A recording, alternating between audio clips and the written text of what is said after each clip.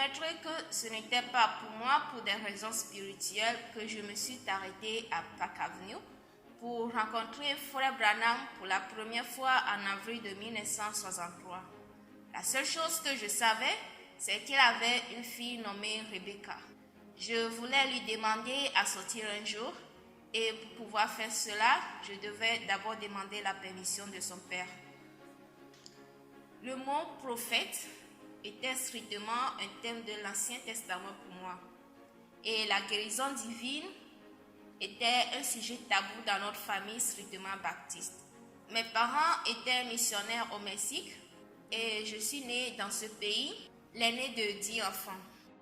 Mon père était associé à Wycliffe Bible Translators et pour assurer mon maîtrise de l'anglais et de l'espagnol, dès mes premiers mots, il a insisté sur le fait que chaque langue soit parlée avec précision. Je parlais l'espagnol à l'école et au jeu, mais seulement l'anglais était parlé dans notre maison. Au milieu du lycée, mes parents ont déménagé la famille à Tucson, Arizona. J'ai commencé à étudier l'espagnol à l'école et vivant si près de la frontière mexicaine m'a présenté de nombreuses opportunités pour maintenir la langue que je considérais comme ma langue maternelle. Au début des années 1963, pendant mon année de première, la chorale de l'école a commencé les répétitions pour une production de l'opéra Carmen. C'est là que j'ai vu Rebecca pour la première fois. Elle était la nouvelle fille dans l'école et membre de la chorale des filles. J'ai remarqué que même si la plupart des filles ont changé en pantalon ou en culotte avant d'assister aux répétitions du soir, elles portaient toujours des robes. Notre église n'a pas enseigné contre les femmes portant des pantalons, mais personnellement, je n'ai jamais aimé cette idée. Un jour, j'ai arrêté Rebecca dans le couloir de l'école et je lui ai dit combien j'admirais la façon dont elle s'est habillée, mais il m'a fallu un certain temps pour rassembler assez de courage pour lui demander de sortir avec moi. Quand je l'ai finalement fait, elle a dit qu'il faudrait d'abord que je parle à son père. Nous ne vivions qu'environ à 3 pâtés de maison l'un de l'autre. Et je conduisais par devant sa maison aussi tellement de fois que j'eus l'impression que je connaissais déjà toute sa famille. Sur 2 occasions, j'avais vu son père dans la cour avant laver sa voiture et j'avais même klaxonné pour lui faire signe. Il avait fait signe en retour avec enthousiasme et je pensais que peut-être Rebecca lui avait déjà mentionné mon nom. Elle ne l'avait pas fait. Et il n'avait aucune idée de qui était le mec sympathique dans la camionnette verte. Le jour où je l'ai finalement rencontré, Frère Branham coupait de l'herbe dans la cour arrière et il avait enlevé sa chemise. Nous étions debout et avions parlé quelques minutes, puis nous nous sommes assis sur la balançoire et il a commencé à me parler à propos de l'un de ses récents voyages de chasse. La chasse était un sujet dont je ne connaissais absolument rien à propos.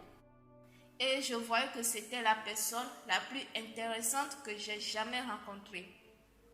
1 heure après, finalement, quand je quittais, j'ai eu sa permission de prendre Rebecca sortir dîner. Mais il ne m'avait jamais mentionné qu'il était un ministre. Je ne connaissais rien d'autre religion en dehors de l'église baptiste.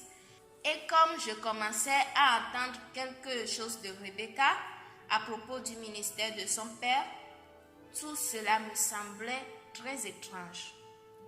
Avant de partir pour passer l'été à Jeffersonville, elle m'a donné le livre intitulé « Un homme envoyé de Dieu ».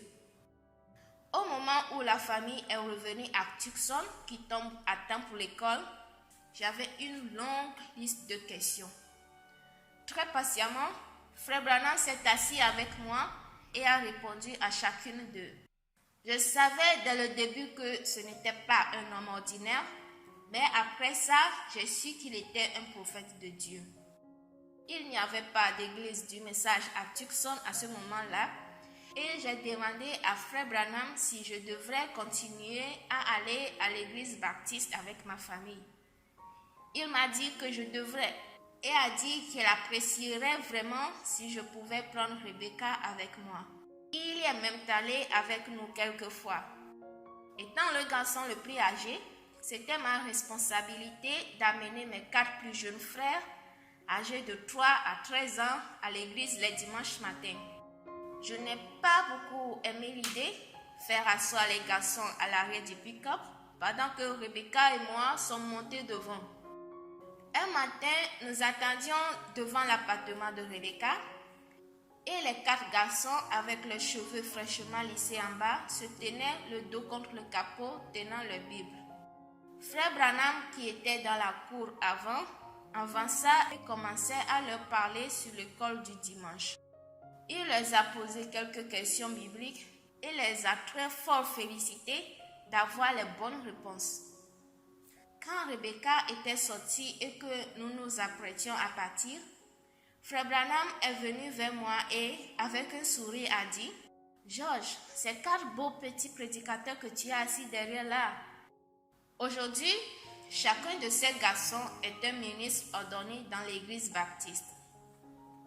3 servent sur le champ missionnaire d'Amérique latine et le plus jeune est pasteur à Phoenix, Arizona. » En mai 1965, je suis allée chez Frère Branham pour demander la main de Rebecca. À ce jour, je crois fermement que de nous deux, il était de loin le plus nerveux. Il a parlé sans s'arrêter pendant 2 heures, mais moi, par contre, étais trop nerveux pour me souvenir de ce qu'il avait dit. Finalement, j'ai juste laissé échapper. J'apprécie vraiment ça, mais je dois savoir si je peux épouser votre fille. Bien sûr, George, m'a-t-il dit. Vous pouvez devenir fiancé maintenant, mais ne pensez même pas à vous marier jusqu'à ce que tu reçoives le Saint-Esprit. 2 mois plus tard, je suis allée à Jeffersonville avec la famille pour assister au service dans le tabernacle. Un matin, Frère Branham m'a demandé de faire un tour en voiture avec lui. Il a dit qu'il était nerveux et voulait juste sortir un peu. Nous avons parcouru toute la campagne et il m'a montré quelques-uns des endroits où il avait vécu en racontant comment il avait été élevé. Nous sommes allés à Greens Mill et il m'a parlé de la grotte où il allait prier. Il m'a parlé de mon parcours et ce que j'avais prévu faire de ma vie. Je n'échangerai pour rien au monde ces quelques très privées heures que nous avions passées ensemble. Quand nous sommes retournés à la maison, je lui ai demandé s'il voudrait me baptiser. Le 2 août, Frère Branham et moi sommes allés au tabernacle. Sans que je le sache, il avait invité 4 couples pour se joindre à nous comme témoins. J'avais attendu un moment pour que Frère Branham puisse me baptiser et c'était le dernier service de baptême qu'il a effectué avant de quitter la terre. Fin septembre 1955, Frère Perry Green était à Tucson et il m'a invité chez lui à Beaumont au Texas. À ce temps-là, à mon insu, Frère Branham avait dit à Frère Green que j'essayais de trouver le Saint-Esprit et qu'il pensait que ça serait bien si Frère Green me prenait chez lui pendant quelques jours pour prier avec moi. Je suis restée à Beaumont près d'1 semaine et un soir après le dîner, je suis allée dans ma chambre pour lire et prier.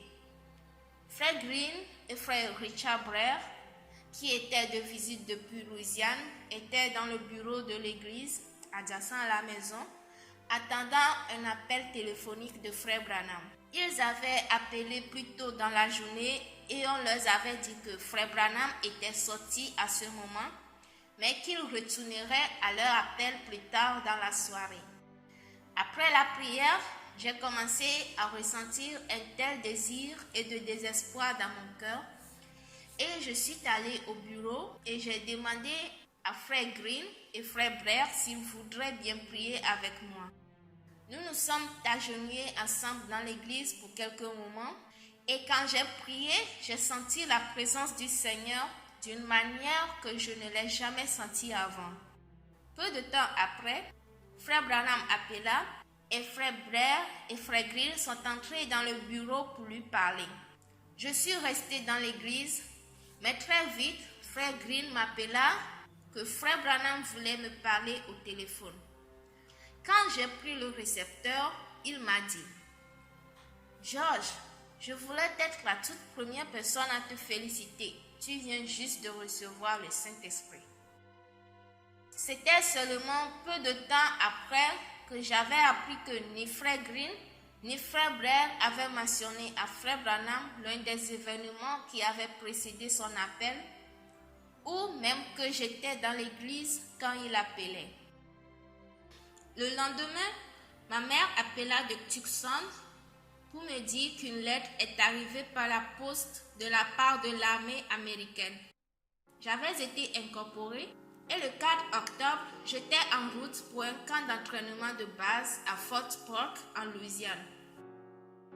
En novembre 1965, je connaissais frère Branham pour 3 ans et demi déjà et je ne savais toujours pas comment agir autour de lui. Il m'a toujours fait sentir à l'aise, m'appelant Joe Coucou comme l'oiseau de l'État d'Arizona aux longues pattes, et il a ri en disant que j'avais usé la route entre ma maison et les leurs. Je me suis efforcée de me présenter, au moins extérieurement, de cette même manière facile que Rebecca et les autres enfants avaient autour de leur père, et je me suis fréquemment demandé si tout ce que je faisais ou disais pouvait ou pas gâcher mon amitié avec frère Branham. J'avais peur de faire ou de dire tout ce qui pourrait le déranger, mais c'était très tentant d'être toujours en train de poser des questions. « Détends-toi », Rebecca me disait. « Si tu faisais quelque chose de mal, il te le fera savoir. » Je me souviens d'une fois en 1963, je rentrais d'un travail de faucheur de gazon pour la maison et que je m'étais arrêtée à leur appartement. Je portais une paire de jeans bleus coupés. Rebecca et moi avions prévu de sortir plus tard dans la soirée et après lui avoir parlé pendant quelques minutes, comme je partais vers la porte, je lui dis « Je viendrai te chercher dans 1 heure ». Frère Branham était assis de l'autre côté de la pièce, en train de lire, et quand je me suis approchée de la porte, je l'ai entendu dire comme s'il se parlait à lui-même. Bien, cela lui donnera le temps de rentrer chez lui et trouver des pantalons plus longs. Puis il m'a regardé par-dessus le haut de ses lunettes et a souri. Vous pouvez parier que je n'ai plus jamais porté de pantalons courts, jamais. Ma formation de base à Fort Polk était presque finie quand frère Branham est venu à Shreveport pour les cultes d'action de grâce. J'ai eu un laissez-passer pour assister au service et aussi je voulais désespérément lui parler de mon futur. Le conflit au Vietnam était de grande envergure et je savais les chances que j'ai d'être envoyé en première ligne où c'était extrêmement fort. Un après-midi, nous nous sommes assis ensemble dans sa chambre de motel et je lui ai déversé toutes mes questions et peurs. Il a fait plus que m'écouter. Je savais qu'il ressentait ce que je ressentais, mais tout ce qu'il avait dit c'était « Les traces des justes sont ordonnées par le Seigneur. N'aie pas peur d'y aller. » Après cela, je m'en fichais s'il m'envoyait sur la lune. J'ai eu un congé à Noël et je suis rentrée à la maison à Tucson. Frère Branham, Sœur Branham, Sarah, Joe et la famille de Billy Paul se préparaient tous à partir à Jeffersonville pour les vacances. J'étais si content que Rebecca allait rester à Tucson. Pendant leur absence, elle allait superviser le déménagement des effets personnels de la famille de l'appartement à Park Avenue pour la nouvelle maison dans le Catalina Foothills, au nord de la ville. La nuit avant leur départ, je me suis arrêtée pour dire au revoir au reste de la famille. Frère Branham était dans sa chambre et je suis entrée pour lui parler pendant 1 minute. J'ai remarqué une vieille paire de bottes de chasse et une chemise en flanelle posée sur une chaise et en plaisantant, j'ai demandé s'il emportait ses vêtements de chasse juste au cas où il décide de rester un moment. Mais il m'a répondu très sérieusement en disant: non, je pense que je voyagerai là-dedans demain. Tu ne sais jamais quand tu pourrais avoir des problèmes de voiture. Cela ne me sonnait pas juste, sachant que Frère Branham avait la voiture la mieux réglée de tous. Toutefois, rien d'autre n'était plus dit à ce sujet en ce moment, et j'ai dit au revoir et je suis partie. J'ai appris plus tard qu'il n'avait pas porté la chemise en flanelle et les bottes de chasse après tout. Il n'y a aucun moyen possible de décrire comment nos vies ont changé après le décès de Frère Branham. Comme beaucoup d'autres personnes, nos espoirs et nos rêves pour le futur avaient été concentrés autour de lui et de son ministère. Maintenant, nous n'avions plus de Frère Branham sur lesquels s'appuyer et nous devons apprendre à faire nos propres prières et chercher le Seigneur. La grâce de Dieu a prouvé d'être suffisant et il était un vrai aide présent, tout comme les Écritures ont promis qu'il le serait. Rebecca et moi, nous nous sommes mariés le 30 mars 1966 dans une cérémonie très privée à la maison dans le Foots Hills, dans laquelle la famille n'avait pas encore déménagé. 2 semaines plus tard, j'ai été expédiée au Vietnam, tandis que Rebecca est restée à Tucson pour prendre soin de Sœur Branham et Sarah, les deux souffrant encore physiquement de l'accident d'automobile, et de Joseph, âgé de 10 ans. En 1966, Frère Roy Boris fonda la publication de la parole parlée et commença le travail d'impression des messages de Frère Branham en anglais. À mon retour du Vietnam, quand j'ai été libérée par l'armée en octobre 1967, c'était déjà évident que les traductions des livrets de la parole parlée étaient nécessaires pour les croyants non anglophones. Même avant que je ne termine le lycée, j'avais traduit un tract de Frère Branham intitulé « Il est monté dans le ciel et a déversé des cadeaux sur les hommes ». Donc, quand Frère Boris m'a approché avec la suggestion et que j'ai consacré mon plein temps au travail de la traduction, j'ai senti que c'était le travail que le Seigneur m'avait préparé depuis le début. J'ai toujours regretté de ne pas avoir eu l'occasion de traduire depuis la plateforme pour Frère Branham quand il était ici. Je ne me rappelle que d'une seule fois, il m'a fait appel à utiliser ma connaissance en espagnol. La salle de séjour qu'il construisait ici à Tucson était presque terminée. Frère Branham avait conçu la porte sculptée pour l'entrée et pour le panneau central, il avait choisi un grand aigle. Dessous, il prévoyait de placer les mots « Eagle's Nest », nid de l'aigle. J'ai été surpris un jour quand Frère Branham m'a demandé comment dire « Eagle's Nest » en espagnol. « Nido de águila », lui ai dit-je. « J'aime ça », dit-il. « Ce sont les mots que je veux graver dans la porte. S'il te plaît, écris-le pour moi. » Frère Branham a dit un jour: « Les Mexicains sont humbles. Ils savent comment s'approcher de Dieu. Si je pouvais descendre là-bas avec ce petit cadeau que Dieu m'a donné, ils croiraient. » Grâce aux bandes traduites et aux livres, il a été là depuis de nombreuses années maintenant et les gens l'ont cru. Pas seulement au Mexique, mais tout autour du monde. Je ne sais vraiment pas pourquoi Frère Branham voulait que les mots sur la porte de sa tanière soient en espagnol plutôt qu'en anglais. Mais pour moi, il a fini par représenter ces millions de livres et bandes traduits qui ont été envoyés à l'échelle mondiale. Pour moi, c'est là que tout a commencé, du nid de l'aigle. Il a toujours été un besoin pour la parole de Dieu d'être traduite. Jésus a parlé en araméen, mais ses paroles nous ont été données en grec. 400 ans après Jésus-Christ, Jérôme avait traduit les Écritures en latin, la langue la plus courante dans le monde occidental à ce temps-là. Pendant la Renaissance, des hommes audacieux comme John Wycliffe et Martin Luther ont traduit la Bible en des langues vernaculaires d'Europe, l'anglais et l'allemand.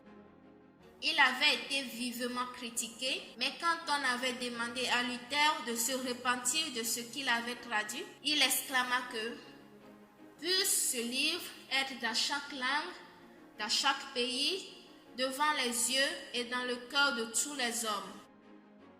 Et dans notre violent et sombre âge, seulement ce message apporte l'espoir et la vie, comme il révèle la parole écrite.